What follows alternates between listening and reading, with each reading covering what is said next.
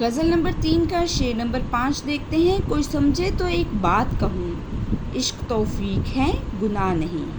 تو پہلی ویڈیو میں ہم نے غزل نمبر 3 کے پہلے 4 اشعار کی تشریح کی تھی۔ ہم شعر نمبر 5 دیکھتے ہیں۔ یہ بیت الغزل کا شعر ہے۔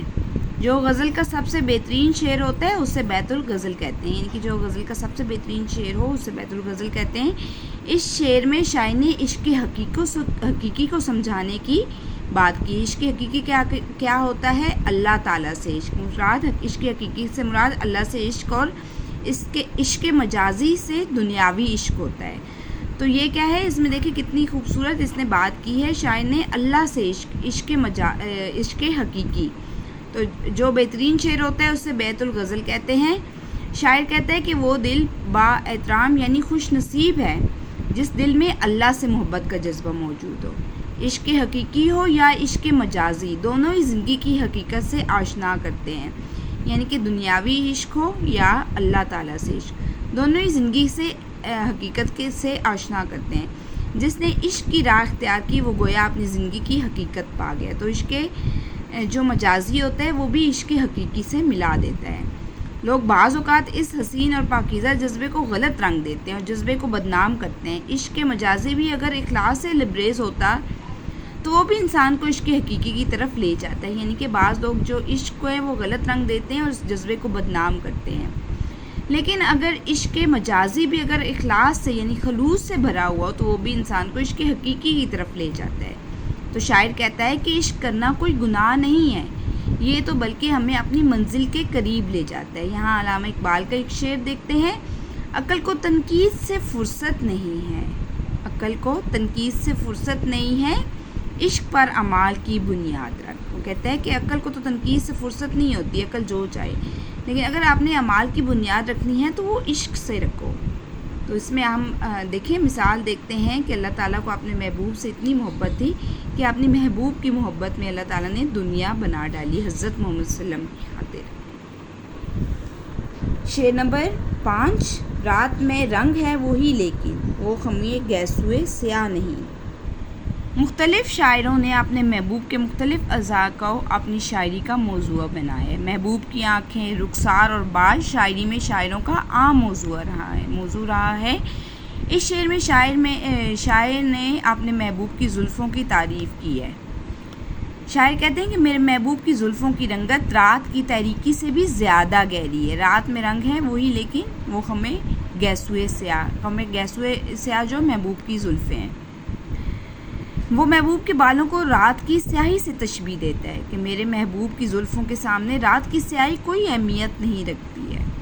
شاعر کہتا ہے کہ میرے محبوب کی زلفوں کا خم یعنی ٹیڑھا پن، خم جو ہوتا ہے وہ خم گیسوئے، زلفوں کے خم ٹیڑھا پن جو ہے قابل دید ہے۔ زلفوں کے اس خم نے اس کی خوبصورتی میں اضافہ کر دی ہے۔ جو بات میرے محبوب کی زلفوں میں ہے وہ رات کی سیاہی میں نہیں ہے۔ جس طرح میرے محبوب کی زلفیں لہراتی ہیں، رات کی قسمت میں ایسا نہیں ہے۔ تو شاعر نے محبوب کے جیسے مختلف شاعروں نے اپنے محبوب کے مختلف اعضاء کی تعریف کی ہے اپنی شاعری میں، تو اسی طرح فراق گورکھپوری نے محبوب کے بالوں کی تعریف کی ہے کہ ان کی زلفوں کا جو خم ہے وہ اس قدر حسین ہے کہ وہ رات کی سیاہی بھی جو ہے وہ بھی اس میں کوئی معنی نہیں رکھتی ہے۔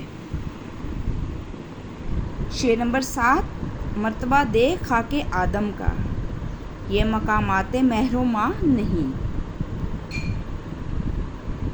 شعر نمبر 7، شاعر کہتا ہے کہ اللہ تعالیٰ نے انسان کو مٹی سے بنایا۔ خاک کیا ہے؟ مٹی، اور اس مٹی کے پتلے میں روح پھونک کر اسے اشرف المخلوقات بنا دیا ہے اور کائنات کی ساری مخلوقات پر فوقیت دی ہے۔ اس کا مرتبہ ہر جن و انس اور ہر مہر و ماہ سے بلند ہے، یعنی مقامات جو ہے مقام مرتبہ۔ اگر انسان اپنی عظمت کو سمجھے اور اپنے کردار کی حفاظت کرے تو اس کا مقام فرشتوں سے بھی افضل ہو چکا ہے۔ اور فرشتوں سے افضل کیوں ہے؟ کیونکہ اللہ تعالیٰ نے ابلیس کو کیا کہا تھا کہ وہ انسان کو سجدہ کرے۔ جب حضرت آدم کو بنایا تھا پتلے میں مٹی کے پتلے میں جب روح پھونکی گئی تھی تو حضرت آدم کو فرشتوں جو ابلیس تھا اس کو کہا تھا کہ حضرت آدم کو یعنی کہ ان کو سجدہ کریں، تو اس نے بھی انکار کر دیا تھا۔ تو جو ہے فرشتہ، وہ جو شیطان تھا ابلیس، وہ بن گیا، اس کو دھتکار دیا گیا، جنت سے نکال دیا گیا۔ یہ دیکھیں کہ جب انسان کا مرتبہ کتنا بلند ہے کہ فرشتوں پر بھی اللہ تعالیٰ نے انسان کو فضیلت دی ہے۔ اللہ تعالیٰ نے انسان کو اتنی عقل اور قوت عطا کی ہے کہ وہ اپنے عقل و شعور کی وجہ سے سورج، چاند اور ستاروں کو تسخیر کر چکا ہے۔ انسان اگر اس قدر بلند رتبے کا حامل ہے تو اس کی ذمہ داریاں بھی سب سے زیادہ ہیں۔ اس چیز کو مد نظر رکھتے ہوئے ایک شاعر نے کیا خوبصورت بات کہی ہے: فرشتوں سے بہتر ہے انسان بننا، مگر اس میں لگتی ہے محنت زیادہ۔ غزل کا ہم آخری شعر دیکھتے ہیں: یہ مساوات عشق دیکھ فراق، امتیاز گدا و شاہ نہیں۔ اب امتیاز گدا و شاہ نہیں، اب دیکھیں فراق، تو فراق یہ اس میں شاعر نے اپنا تخلص بیان کیا فراق، تو یہ غزل کا مقطع ہے۔ غزل کا آخری شعر جو ہوتا ہے وہ مقطع ہوتا ہے، اور مقطع کس صورت میں؟ جس میں شاعر نے اپنا تخلص بیان کیا ہو۔ غزل کے مقطع میں شاعر کہتے ہیں کہ عشق کے میدان میں بادشاہی یا فقیری کا کوئی لین دین نہیں۔ امتیاز گدا و شاہ، گدا ہوتا ہے مانگنے والا، فقیر، یا نام نسب یا ذات سے کوئی واسطہ نہیں ہوتا۔ یہ برابری اور وفاداری کا پیکر ہے، ادھر صرف جذبہ جانثاری بنیادی شرط ہے۔ جو تمام فرق مٹا کر صبر و برداشت کا دامن تھام لیتے ہیں، وہی عشق کی منزل کو پہنچتے ہیں۔ بقول حالی کیس ہو کوہ کن ہو حالی، عاشقی کچھ کسی کی ذات نہیں۔ عشق میں صرف وفاداری کا سکہ چلتا ہے، نام و نسب اور ذات وغیرہ کے کھوٹے سکے کا کوئی مقام نہیں ہے۔ یہاں کامیابی کے لیے اونچ نیچ کے پہاڑ بنانے کے بجائے وفاداری اور ہمت کی نعمت سے سرشار ہونے والے ہی فتح حاصل کرتے ہیں۔ تو یہ تھی ہماری جماعت داہم کی غزل نمبر 3 کی تشریح۔ اب ہم اس کی مشق دیکھتے ہیں۔ اس غزل کے مطلع کا مرکزی خیال لکھیں۔ مطلع کیا ہوتا ہے؟ غزل کا پہلا شعر۔ تو پہلے شعر میں کیا کہا ہے شاعر نے؟ شاعر کے تعلقات اپنے محبوب سے پہلے کی طرح خوشگوار ہیں، لیکن اب شاعر کو محبوب کی آنکھوں میں پہلی جیسی محبت نہیں نظر آتی۔ شاعر نے، سوال نمبر 2 دیکھتے ہیں، شاعر نے کس چیز کو جزوء زندگی کہا ہے؟ شاعر نے غم کو جزوء زندگی کہا ہے کہ غم اور خوشی زندگی کا حصہ ہیں، ہمیں غموں کا ڈٹ کر مقابلہ کرنا چاہیے اور غموں سے دل برداشتہ نہیں ہونا چاہیے، غموں کے سامنے ہتھیار نہیں ڈالنے چاہیے۔ سوال نمبر 3 دیکھتے ہیں، چوتھے شعر میں شاعر نے زندگی کے بارے میں کیا خیال پیش کیا ہے؟ شاعر کے خیال میں یہ دنیا جس میں انسان رہتا ہے، اپنی زندگی جیتا ہے، اس دنیا میں زندگی جینے کے لیے مسلسل جدوجہد کرنی پڑتی ہے۔ یہ دنیا عمل کی جگہ ہے، کوئی شراب خانہ یا کوئی خانقاہ نہیں ہے جہاں انسان دنیا کو ترک کر دے۔ اسلام نے ترک دنیا سے منع فرمایا ہے اور اس دنیا میں رہ کر اپنے فرائض کی ادائیگی کے ساتھ ساتھ اللہ کو یاد کرنے کا حکم دیا ہے۔ 7ویں شعر میں انسان کا کیا مرتبہ بیان ہوا ہے؟ یعنی کہ 7واں شعر کیا ہے؟ مرتبہ دیکھ خاک آدم کا، یہ مقام محروماں نہیں ہے۔ تو اللہ تعالیٰ نے انسان کو مٹی سے بنایا ہے، پھر اسی انسان کو اشرف المخلوقات بنا دیا، اس سے کائنات کی ساری مخلوقات پر فوقیت دی ہے۔ اگر انسان اپنی عظمت کو سمجھے اور اپنے کردار کی حفاظت کرے تو اس کا مقام فرشتوں سے بھی افضل ہو سکتا ہے۔